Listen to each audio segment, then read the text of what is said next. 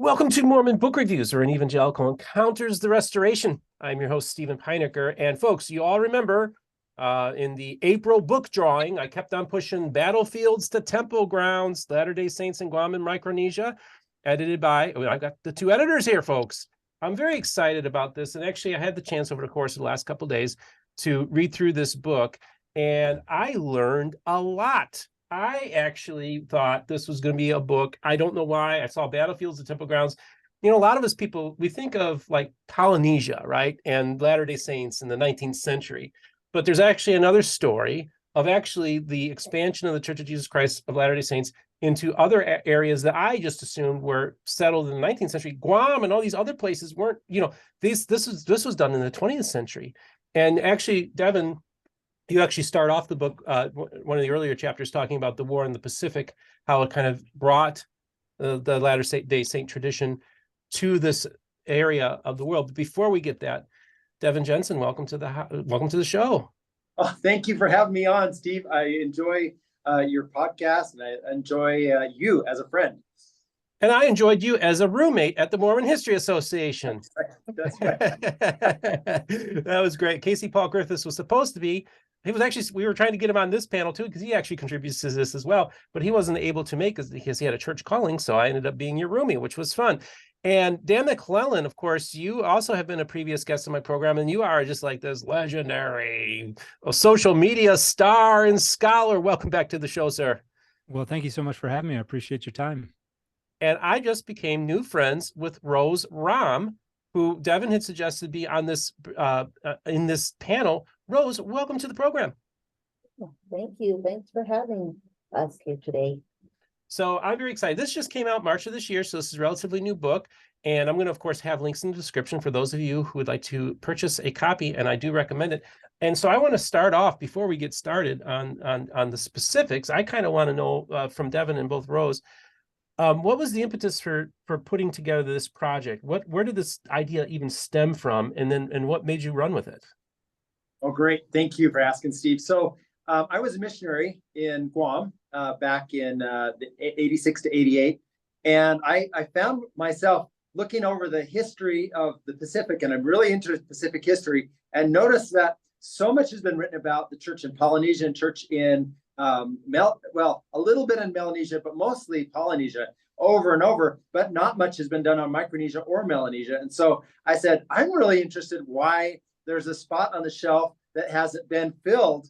And so as a result of the Religious Studies Center where I work, they had some funding, and I said, I'd really love to travel and do some oral history interviews with some of these good folks who are pioneers and we're starting to lose this first generation.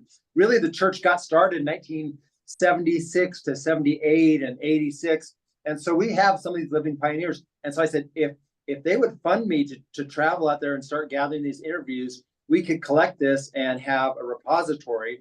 And we didn't put all of it in the book. But as I got into that, and this is where I'm going to introduce Rose, a good friend, a common friend of ours, who was president at WWII Hawaii, John Tanner, said, you really need to talk with Rose Ram, my associate academic vice president. And she's from Guam. She's Chamorro. And she is a very important figure, key historic figure. And so literally a living legend, Rose said, yes, I'd be happy to help you with this. I just need a little time. I finished my dissertation. She did her dissertation on Chamorro women. So that was my introduction to Rose, and she has been a solid contributor to this project. And so, Rose, why don't you tell your side of the things and whatever you want to share. Well, it was quite an exciting time. I had just finished a dissertation with USC, and I had gone home to do most of that work and studied my people. And when this opportunity came up, I crazily said, why not? We can do this. So that was the start of it. And I went back and looked at my notes, and it was right about 2019, really, when things started to come my way. Devan had really did a lot of not only gathering, but plowing, I would say, just kind of looking, going and actually doing interviews with these pioneers, and I was just so intrigued because there were so many that over the time that I've been a member of this church, I've crossed paths with them, and it became a very sentimental thing. So doing this on top of the work that I do was indeed for me a way of giving back, a way of honoring my friends who I had crossed paths.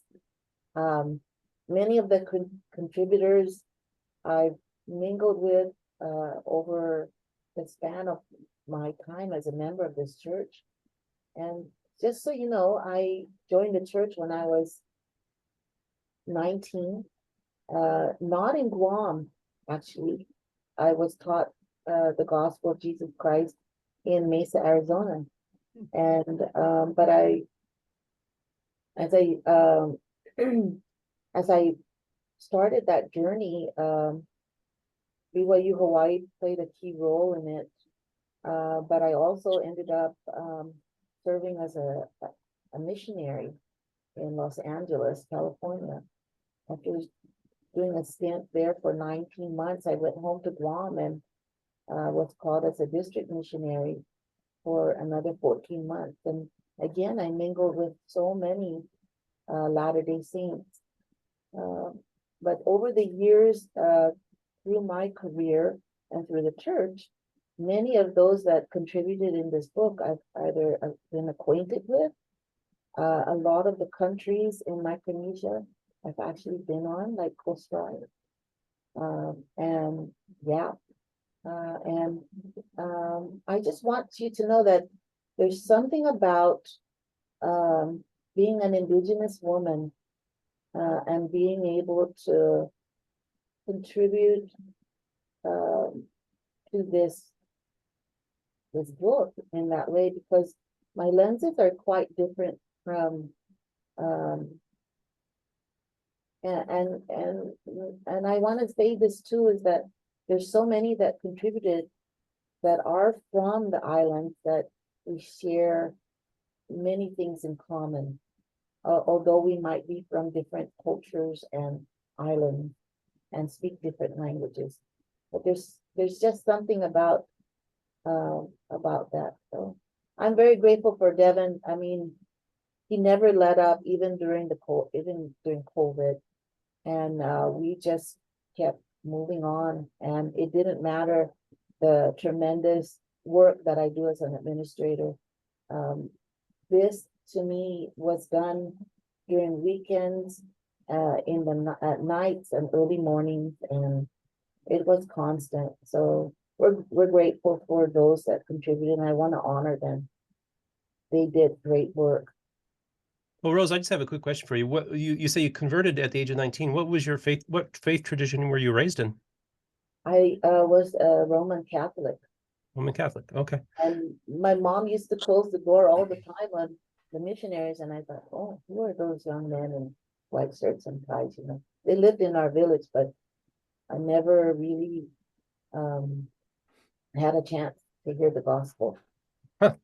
So, it's interesting because our good friend Thomas Murphy and Simon Southerton and Angelo Baca won the Best Indigenous Studies Award at the Mormon History Association Science and Fiction Kennewick Man / Ancient One and Latter-day Saint Discourse. Of course, Thomas in the acknowledgments credits this channel as kind of being the impetus for that paper, which I thought was really cool. And I just want to kind of talk about when you're dealing with Indigenous people and you're telling their story.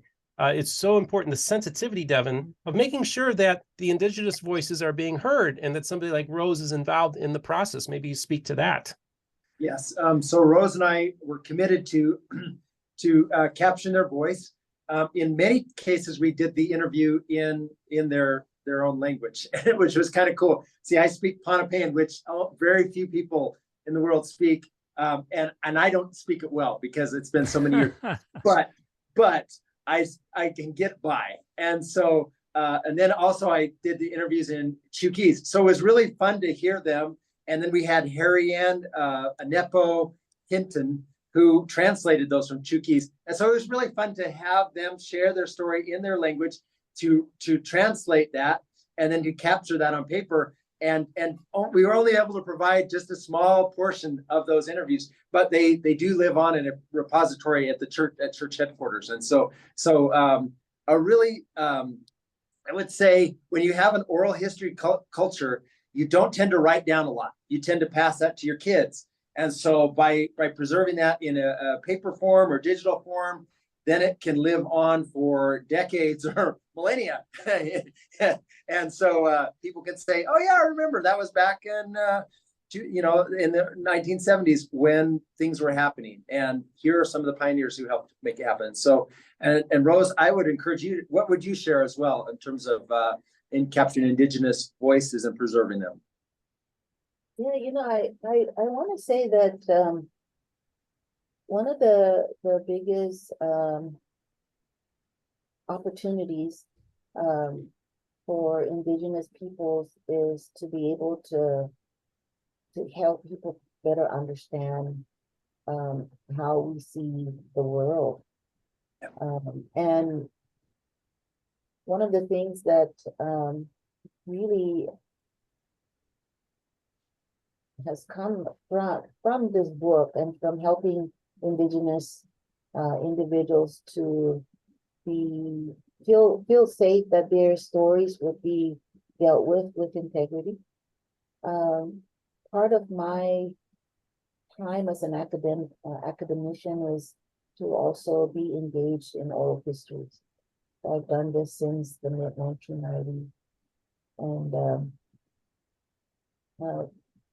although we love the idea that languages play a role in this, but it's also really individuals and their identity, their cultural upbringings, and the teachings of their forefathers, their ancestors, and to be able to not be shy about it, because I know for me, for a while there, and it had a lot to do with educational policy that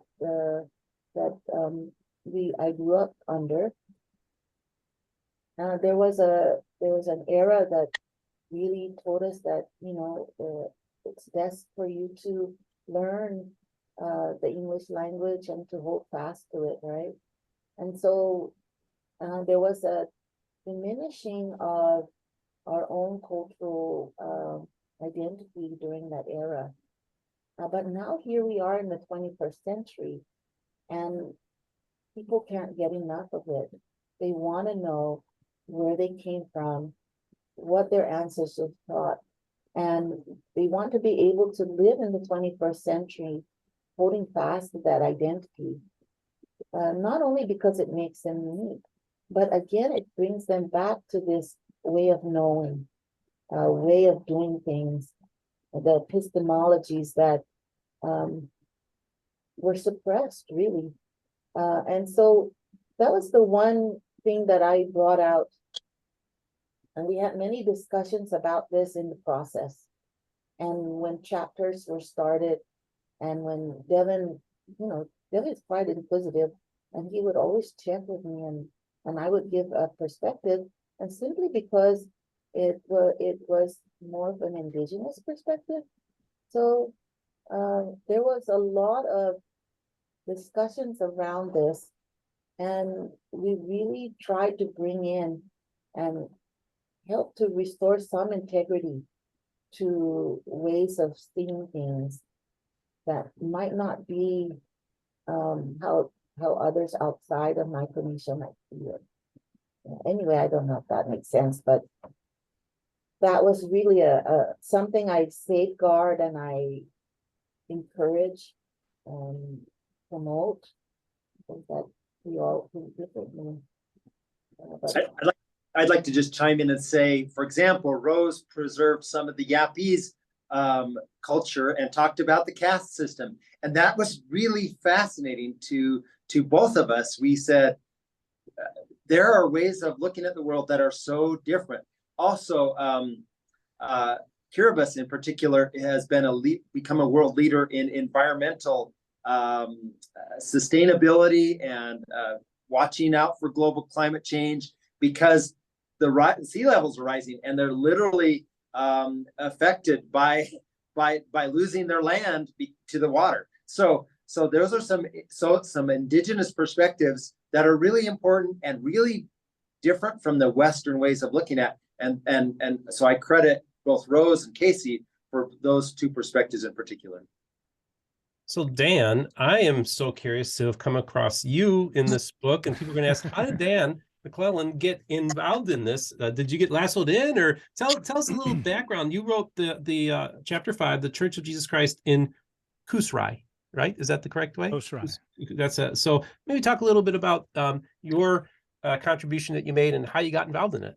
Yeah, well, I've known Devan for a long time. We were colleagues. He was definitely above me, but you were probably my boss for a while. When I was an undergrad at BYU, I was the editor-in-chief for Studia Antiqua, which was a student journal for ancient studies in 2007, 2008, around there. And so we got to know each other. And a few years later, I got a job working as a scripture translation supervisor for the church at church headquarters. And my assignments had me in a few different areas, but for a time I was focused primarily on what was called the Asia North area within the church, which included Korea and Japan, but then Guam and Micronesia.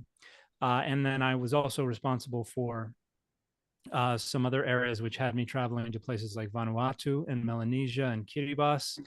I've been to Kiribati before, and a handful of other islands where there were translation projects, whether it was hymns and children's songbook or temple ordinance translation or scripture translation. So I visited, been to Guam many times. I visited Yap, Chuuk, Pohnpei, Koh-Shrai, and Devan and I commiserated a number of times about Pohnpei. He served his mission there. I was supervising the Pohnpei and triple combination for several years, so I had spent quite a bit of time on Pohnpei and was interested in the background that he could provide to help make me be able to understand the circumstances and the worldview there a little better and be a better supervisor of the scripture translation project. And so a few years ago, Devan reached out and said, "Hey, we're doing this book on the church in Micronesia. I'd love for you to do a chapter," and asked me if I could write a chapter on Koh-Shrai.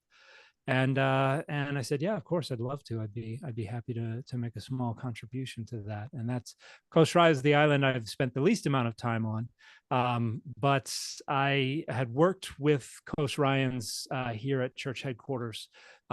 Some of the times of the projects that we do, it's easier to bring in people who are living stateside or living in Utah and work with them, particularly for temple ordinances and things like that. So I'd worked with Koh-Shraians for quite some time and felt like I could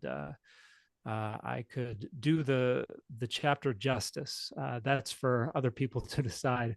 But I also reached out to Church History Library and was able to get access to some documents that they had there. And so, yeah, I've been in a number of different places in Micronesia and the South Pacific doing scripture translation projects, and I've grown to love the folks there. I've even worked with Rose very briefly when we were working on putting together I think introductory materials in Chamorro, and we were trying to find resources, whether on Guam or Saipan or here in the States, to be able to help us out. So I've had a lot of interactions with folks from Micronesia. In fact, I think I traveled to North Carolina, just outside of Asheville, where there is a dedicated Pohnpeian branch, or is it a ward?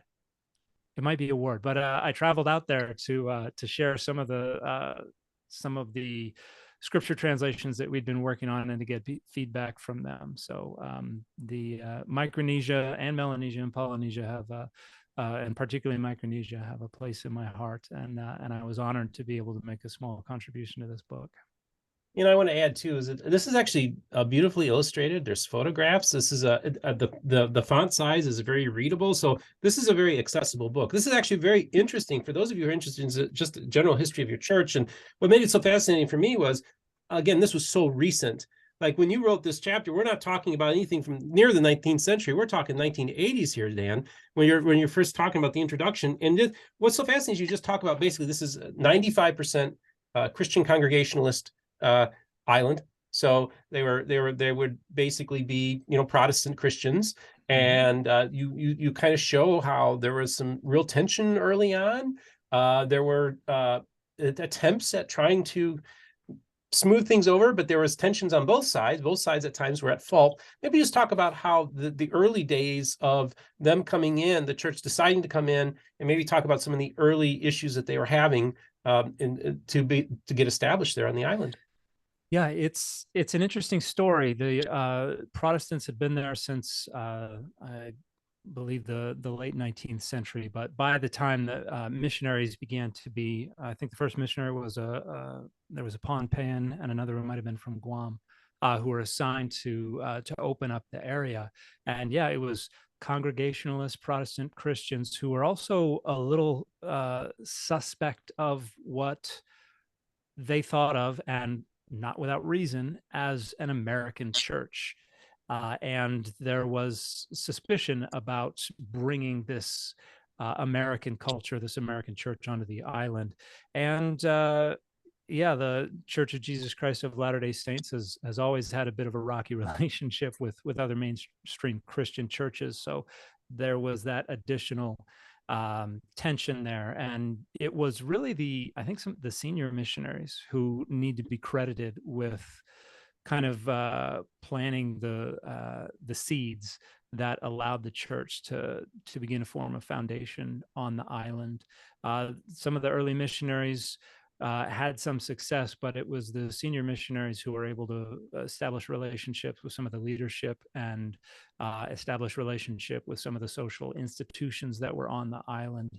And make connections that lasted a little longer than those of the missionaries who might be there for 6 to 9 months or a year or something like that. So I share some stories in that chapter from some of the senior missionaries who were able to talk with political leaders and others and break some ground that allowed them to set aside the concerns for the kind of the perception that this was an Americanizing church. And I also talk about how they, they weren't without reason there. They had reason to be concerned about certain things, and how sometimes the missionaries they had different expectations about how things work on the islands and about how they would be respected on the islands. Particularly some of the sister missionaries had trouble being confronted by some of the aspects of island life that maybe they weren't so used to. But I think the church has made great strides in Coast Rye. There's still a long way to go. The state is dealing with a lot of different issues related to environmentalism, related to the fact that they've adopted some features of an American culture that they might not have all of the infrastructure to digest in the way we can here on the mainland. And this is something that we see and particularly in places like Kiribati and elsewhere, where there's been some consumerism that has made it to the island, and other features of the diet, for instance, where we've brought things to the island that the local culture is not able to digest the way that they ought to be able to, in order for this to be sustainable. In other words, there are tensions, there are things that the church is dealing with still, and that the island itself is dealing with, that need resolution. And hopefully the church can be an asset in that rather than a liability. And so I think there's I end the chapter with some hope, but with also some hesitation, some apprehension. I think the church is doing great things there, but at the same time, honoring the worldviews and the perspectives of the locals is something that sometimes comes in conflict with the church's desire to spread the gospel. And so I think learning more about these local cultures and the perspectives of the people living on these islands, instead of just trying to impose this kind of cultural imperialism that sometimes I think we get a little carried away with, would go a long way. So. Yeah, and we can speak to that on the broadest sense too, Devan. Of course, the opening chapter talks about the initial colonization of this region and the impact that colonization had on their culture. And then also of course, then you had the Japanese occupation during the Pacific War. So maybe just talk about the idea of, you have the colonization, you are starting over in just the last few decades, these groups are starting to get more autonomy and self-rule. And so they're trying to retain their cultures and kind of rebuild that up. So maybe just talk about that in the broad sense of what's happened region-wide. Fantastic. That's a good introduction, because we have areas such as Germany, Spain, Japan, and the US, all and Britain, actually, all trying to lay claim and colonize and seeing these islands as strategic spots. And yet we have all the indigenous cultures of, say, Guam and Pohnpei and Kosrae and the Marshall Islands and Kiribati. All these islands have their own had their own autonomy, and so the way they dealt with it is they would kind of look for whose flag was flying and say, okay, we'll accommodate to a certain degree, but there are certain cultural things that we need to maintain. And so they were able to find some middle ground in terms of preserving the cultural heritage that was most important to them, and kind of acquiescing, but kind of doing their own thing. And particularly Micronesian women are a big part of the cultural fabric of Micronesia. And so it's a matrilineal society. And so these cultures were going on and coexisting. We talk about the waves or the currents mingling together, and that is true. There's colonial pressures, and there's also the indigenous cultures that were sometimes colliding, sometimes mingling peacefully, but basically interacting with each other. And so then you get the U.S. church, and there's certainly a lot of American culture involved in that. And so the missionaries are trying to teach gospel principles. And as Philip MacArthur, one of our authors, says, to the degree that they were able to separate their local culture from the gospel culture and allow the indigenous culture to thrive, that tended to help things improve. So about that time in the 1970s, 1976 in particular, the Congress of Micronesia was finding full bloom, and they were able to, a lot of the cultures, the governments of Micronesia were able to establish their self-rule again. And so the U.S. was trying to find that balance between, okay, we want this place as a military strategic location, and yet we want the local governments to have their say, because it is about them. And so, it's kind of a colonial dance, and there are people who will debate how successful that was, but basically a lot of these cultures said, okay, we'll become allied with the United States interests, but we're going to have our own autonomous government. So it's a very kind of interdependent relationship with a lot of travel and visa benefits from the close relationship, the Compact of Free Association that they have, that Micronesia typically has with the U.S. government. So that's a little of the story. It's a very involved story. It was way more than I knew as a missionary, and I had to rely on local experts and Francis Heasel, Father Francis Heasel, very big part of that, because he's written so much about the church generally, as the Christian church generally, and Micronesia, and then even some on the Latter-day Saints in Micronesia. And so we appreciate his ecumenism and the way he reaches out to other faiths and as a friend. Yeah, you quote from him. Yep, Dan. If I may butt in, I wanted to ask Devan and Rose, you'll know a lot better than me. You mentioned the Compact of Free Association, which is set to expire, I believe, at the end of this year or next year. And when I was visiting places like Yap and Pohnpei and Chuuk, I know that you mentioned this is kind of a colonial dance, and there's another power looking to cut in to that dance. I heard a lot about China investing in Micronesia, and in fact, hoping to take over once the Compact of Free Association expired. I have not heard anything about this in the last few years. Do either of you know what the status is on renewing that compact, or if someone else is looking to take over? Rose, please. I actually am quite aware that there's been a lot of at least over social media, there's been a lot of tension by the different islanders, whether they are in the diaspora or back home, about this. I myself, having been in these countries, and I see all the sponsorship by China to these local governments, it's a very difficult thing to be able to not get the foreign aid, want the foreign aid, but then what is that aid going to do for what in turn do we end up becoming because we receive foreign aid? Yeah. And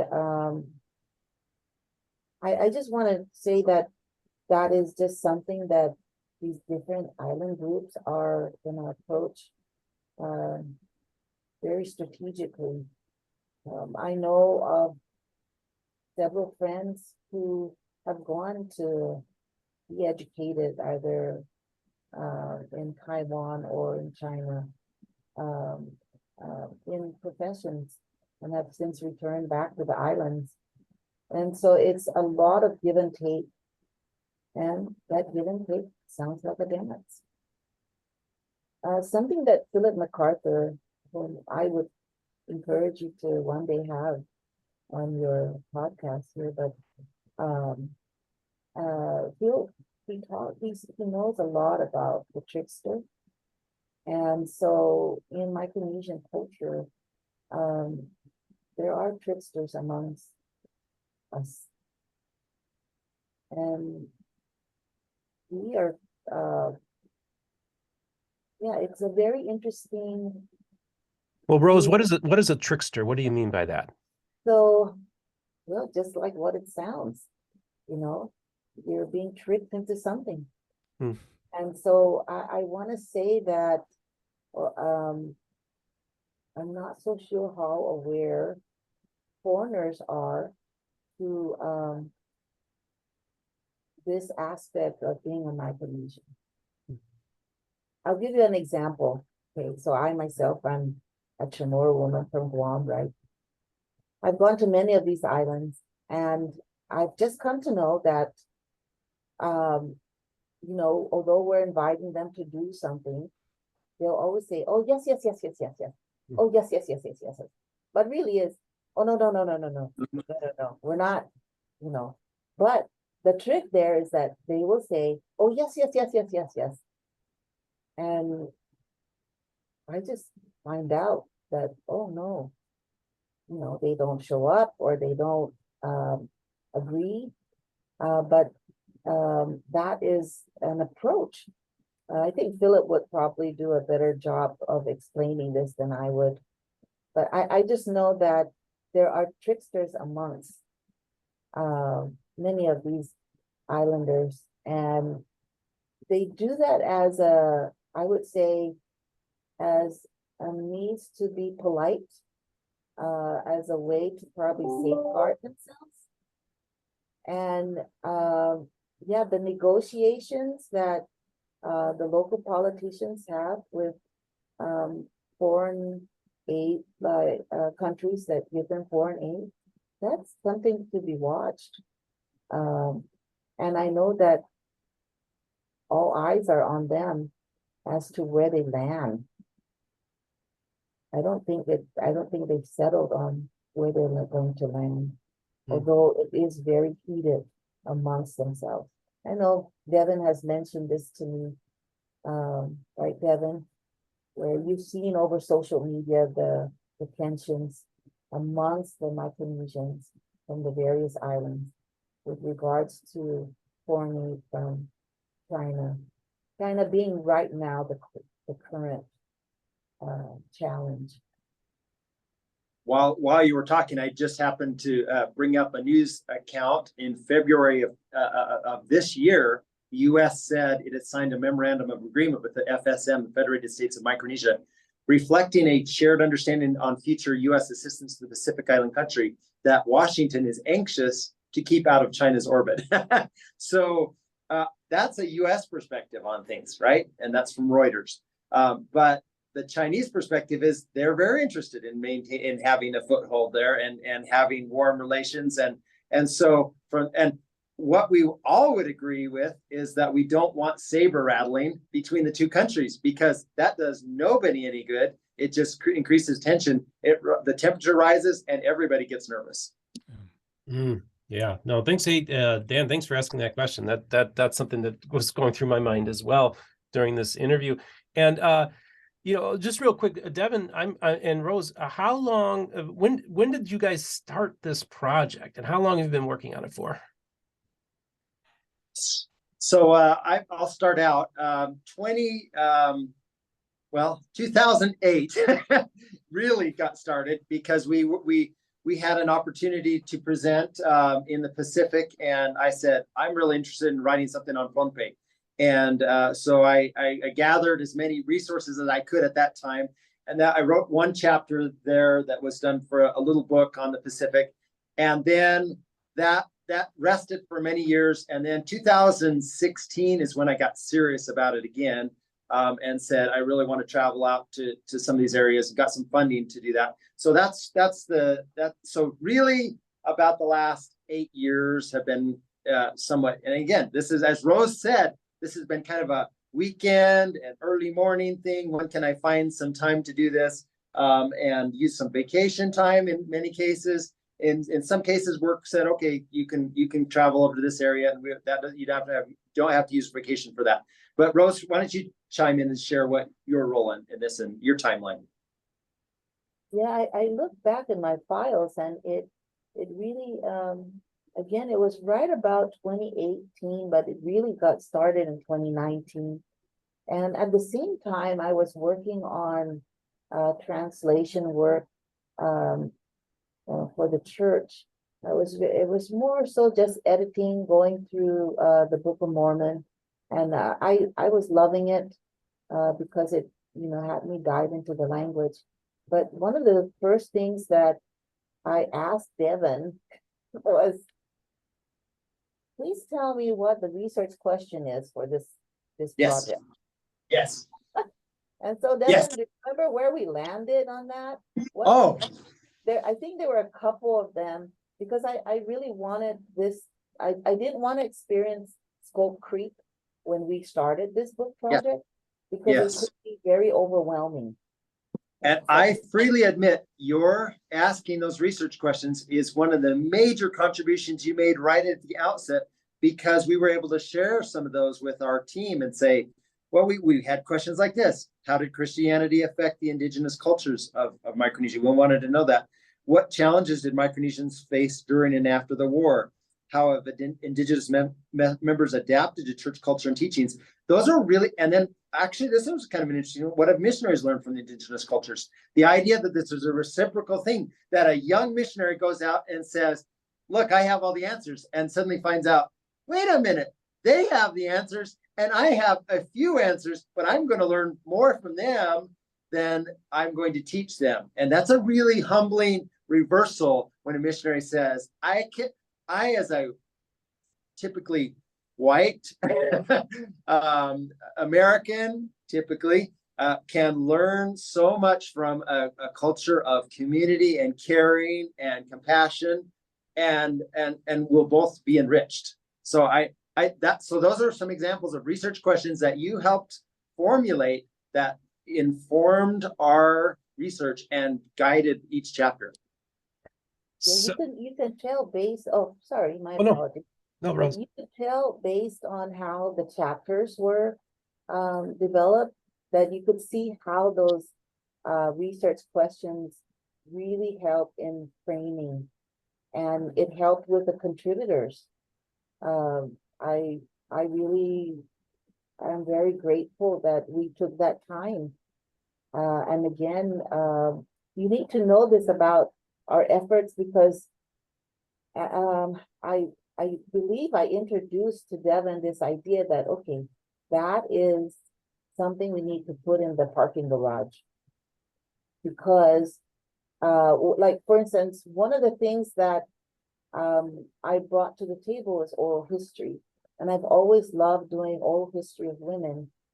And it's been a dream of mine to do this in Micronesia and to do a volume.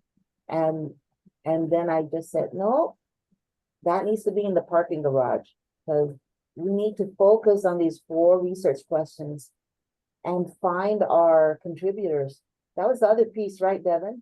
Yes. Was we brainstormed. That's how you find a Dan McClellan. That's how you find our friends that have been in Saipan, the Bensons, who have contributed to not only the chapter in Saipan, but also the book cover, and the Philip MacArthur's, and I mean, it really was an endeavor to rally everyone around that loves Micronesia and has been a part of the history of the church. Yeah. So Dan, it's interesting because we also bring into the table the translations. And of course, that's what you're an expert at. And, I had a guy who was raised by missionary parents in the Philippines in the 80s. And the complaint from a lot of the Protestant missionaries was, I spent 20 years coming up with the written language of these people, and then these Mormon missionaries come and we do all this work, and because many of your evangelical Protestant organizations are the ones who are responsible for translating these languages into a written language. And you also talk a little bit about how what I found fascinating in your story was, first of all, is the translation, of course, is really important because that's another cultural thing that's happening, but also how in many cases the church will allow on some level evangelical Protestant type translations of the Bible, vis-a-vis like the Good News Edition or the New International Version, as acceptable translations for people to use in their native tongue. So maybe just talk about those two aspects. Yeah, a piece of misinformation that is very, very widespread around the world when it comes to Latter-day Saint use of the Bible is this idea that everybody uses the King James Version in your language, which is the King James Version is an English translation. It only exists in one language. There are some usually minority, often Pidgin or Creole languages that will translate directly from the King James Version into one of these languages, but that's fairly rare.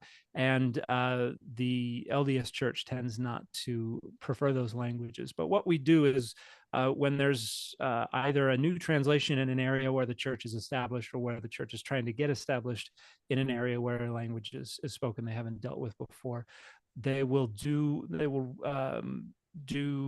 an examination and evaluation of the existing Bible translations and see if they can identify one of those translations as acceptable to us regarding a set of criteria that we have for these Bible translations. And if there's a translation that meets those criteria, or there can sometimes are multiple and we have to decide which one fits them the best, we'll designate that translation preferred. And all that means is that this is the translation that we'll use when we're translating materials into that language. This is what we'll give to missionaries when they get to the MTC. This is what the members should be using. And for a long time, the idea was to try to find a translation that most closely matched the King James Version. But translations, those are fewer and further between with every passing year because the KJV is getting further and further and further away from us. And since the 60s or the 70s, there's been kind of a paradigm shift regarding Bible translation that has moved more towards making the text more accessible rather than more sophisticated or literary or things like that. And so we have to we have to be very careful how we examine the Bible translations that are available, so that we're not picking something that's going to be harder to understand, but that we like only because it sounds more like the King James Version. I found a lot of members don't really understand that process very well. The church tends to hold its cards pretty close to its chest when it comes to how that sausage is made.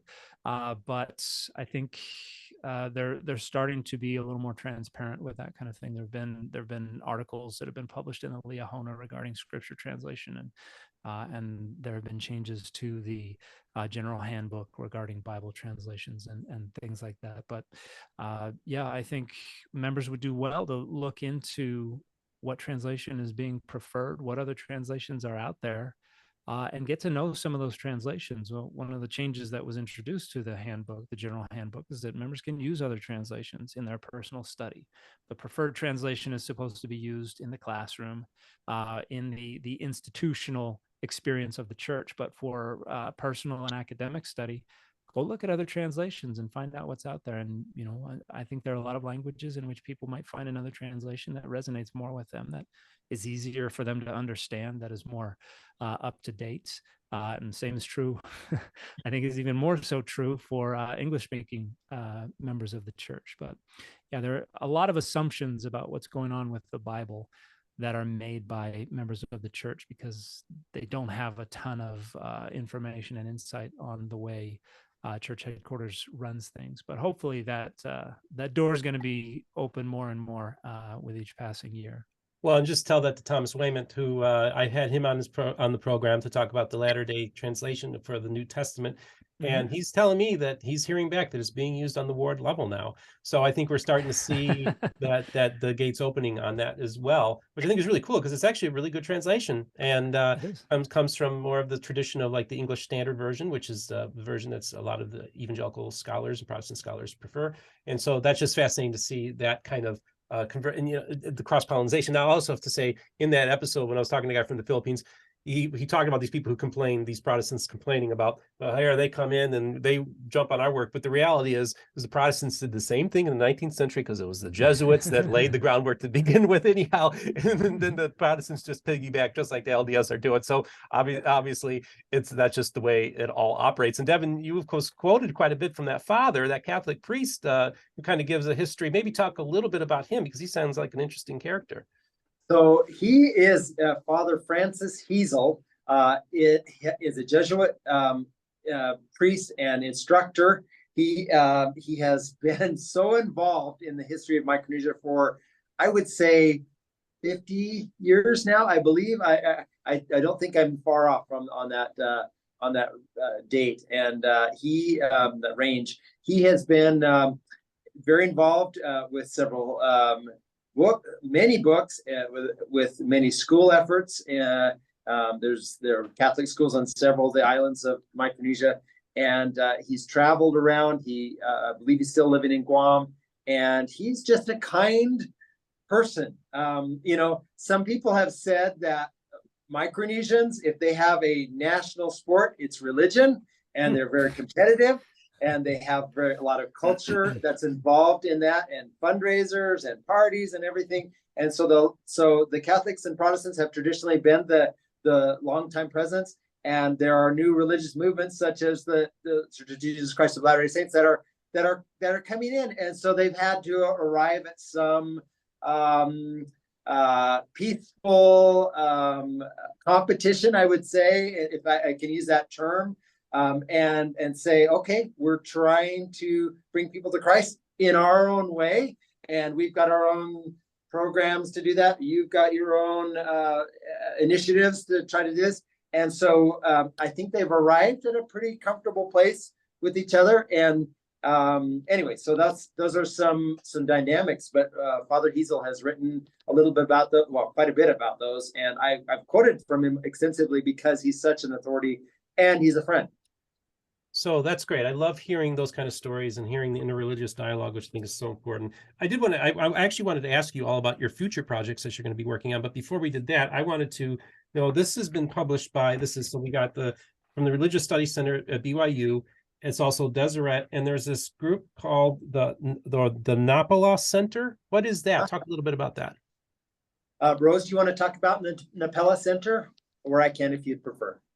Well, you can just jump in, but the Napela Center is part of BYU Hawaii, and they are engaged in publishing the one particular journal that we have is called Pacific Studies, and they recently launched a student journal also, so we're excited about that. And every so often they sponsor a book, and we're just so thrilled that they went in on and they're part of publishing our book. And that just goes to show you the love for the region, you know, all things Pacific, and perhaps in the future they'll extend to Asia, but right now that's the current focus. Dylan, did you want to add to that? I'll add just a little. That's an excellent overview. So Philip MacArthur is the director of that, and he has a love, particularly for Marshallese culture, having served a mission there. And he is a cultural anthropologist. He's very, very sensitive to Pacific cultures, to colonization, to indigenous languages, and we love him. I mean, it's a very cool thing to see how much he respects and promotes the cultures of the Pacific generally, and Micronesia specifically. And yeah, he's done a great job with that journal and continues to be a force for good in Pacific history. I don't think we can say enough good about Philip MacArthur.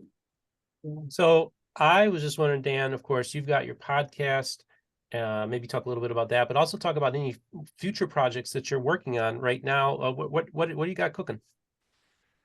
Mainly, I'm trying to keep my 3 kids and myself and my wife alive, which is, as usual, is a struggle. But no, I've got a few irons in the fire. I've actually, I'm getting close to signing a contract on a book that I'm going to be putting out that will basically do a lot of the same stuff I do on social media, address a number of myths about the Bible and what the Bible says. It will basically talk about stuff that's in the air, in circulation on social media, in the public discourse of ideas about what the Bible does and doesn't say, and I'm going to address those. So that's something that will probably be coming out early 2025. The podcast, we're trying to find ways to spread the word about the podcast, which is called the Data Over Dogma podcast. And it is the same thing. We're trying to democratize access to the academic study of the Bible and religion, and also combat the spread of misinformation about the same. And I'm also working on, I'll be editing a book that will come out probably in next year, that will be called Mormonism in 5 Minutes. And this is through Equinox Press, which it's in the Religion in 5 Minutes series, which is a series, each volume is about a different religious tradition, and it's a collection of about 75 to 80 essays that are only about 750 to 1,000 words each, and each one addresses in a very conversational way a question that one might expect to hear in a 100 level course on that given tradition. And so I'm busy gathering these essays right now that will go into this volume, Mormonism in 5 Minutes, which will be something that I think a lot of people will find useful, that answer an awful lot of questions about Mormonism in the broadest sense of the term. So not just the Church of Jesus Christ of Latter-day Saints, but everybody who identifies as Mormon these days and has identified as Mormon throughout history. So I'm very excited about that book as well, and also very stressed out because just deadlines stress me out in general. So even when everything's under control, just knowing there's a deadline there is something that keeps me up at night. I can imagine. Well, that sounds great. Sounds like you've already booked yourself on my channel for a couple more interviews with a couple books coming out. So that sounds great, Dan. And Rose, we just met today, but maybe just tell us, what are some future projects that you're working on?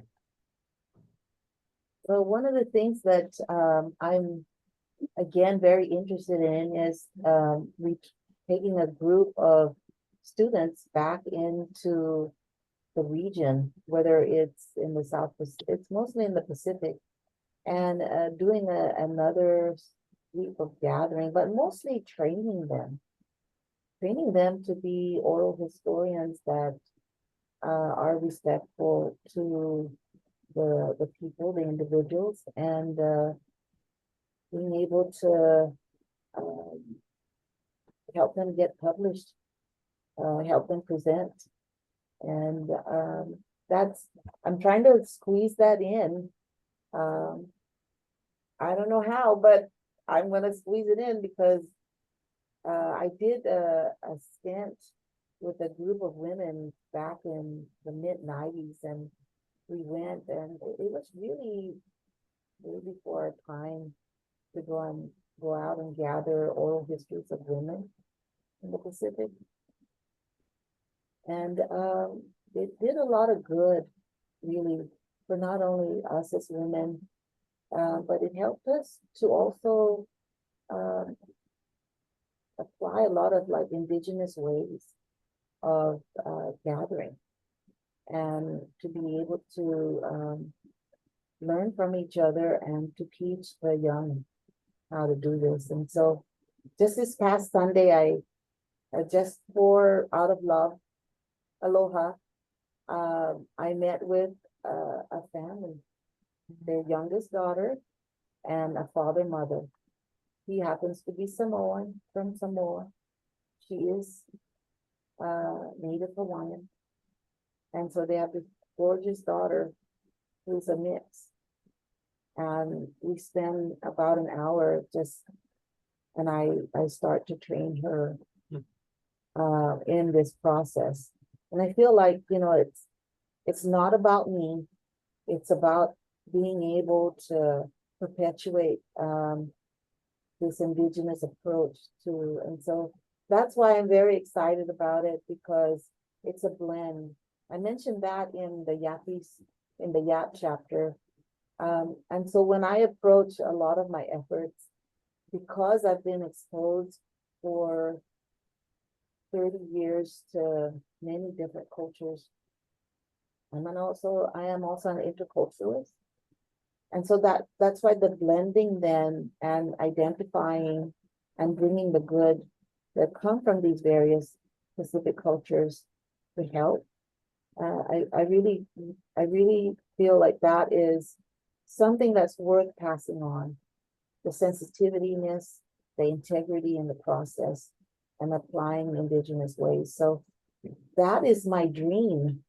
I know I can do it, but I just need to figure out when. And so the hope is to be able to come up with another volume. Wow. Well, it sounds like as much of a project as also a calling that you have. It sounds like to me you'll be doing this for a very, very long time. And boy, well, thanks, Rose, for sharing that with us today. Devan, you're like you're like the coach, man. You're standing up. You're getting me all worked up every time I have you on. I'm like, I'm ready to go, coach. Let's do this. And so you're the guy. You got a lot of energy. So I imagine you've got a lot of things cooking right now. So maybe talk a little bit about some of the stuff you're working on. I'll just talk about two right now. So one is we've got a book on the Polynesian Cultural Center called Ambassador to the World, which is really intersects well with what we just talked about, because the Polynesian Cultural Center has been for 60 years a major ambassador to try to preserve the heritage and culture and languages of Polynesia, and in particular, and a little bit of Micronesia, and a little bit of Melanesia, but mostly Polynesia. And so that book is coming out by Lanny Britch and David Hanneman, and it is a tremendous book. It's really good, and it's really sensitive to cultures, and that'll be out in September for the 60th anniversary of the Polynesian Cultural Center. And so I'm very excited about that. The second thing is, and this is so different from anything we talked about today. I'm working on a screenplay for a movie feature film called Dancing on Broken Glass. It's with Kay Hancock, who's a psychiatric nurse. She's published the book through Simon & Schuster, so it's a real deal. She has the film rights, and we are workshopping it and workshopping with a film crew. I mean, a bunch of film writers, script writers, and they are trying to help us consolidate, because right now it's too long. But I'm hoping that in the next couple of years, we'll have something along those lines, and it'll be a 3 or 4 Kleenex movie. You'll go through your Kleenexes, because it's that good. All right. Yeah, exactly. It's a drama, and it's a comedy. It's a dramedy, and it's. Oh. Sorry, I got so excited, my phone fell off. But it is going to be, it's a jaw dropper. It is, it's a little bit like Otto. If you've seen Otto with Tom Hanks, it's really quite moving, and you're kind of going, oh, what's going to happen? And yeah, anyway, good stuff. Wow, I'm getting a Hollywood on us, man. That is fantastic. It's so enthusiastic about this project. He can't keep his camera still. That's great. I love it, dude.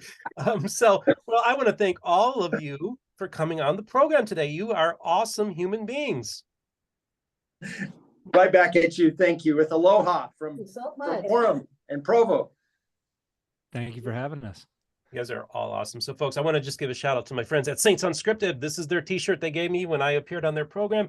I do want to remind you that you could probably buy merch from them, but you can definitely buy merch from me. MormonBookReviews.com. You got a hot chocolate mug, you got ball caps, you got seat covers, you got it all. Go to my website, MormonBookReviews.com. For those of you who would like to financially support the channel, I do have links in the description for those who would like to support us via Patreon or PayPal. I want to thank those who are. It's always awesome when people do that. And I just want to thank you for watching. I want to hear your comments. What do you think about this episode? What do you think about this this story? I had no idea that these are new territories that have just been recently missionaries have been going, and just to get the firsthand accounts, which I think is really great. So, folks, I heartily endorse this volume. I think it's a great thing to add to your bookshelf and to your collection, and also for your studies. So just remember, the most important thing is this, though, folks, is this. Remember, all the voices of the restoration will be heard here on Mormon Book Reviews.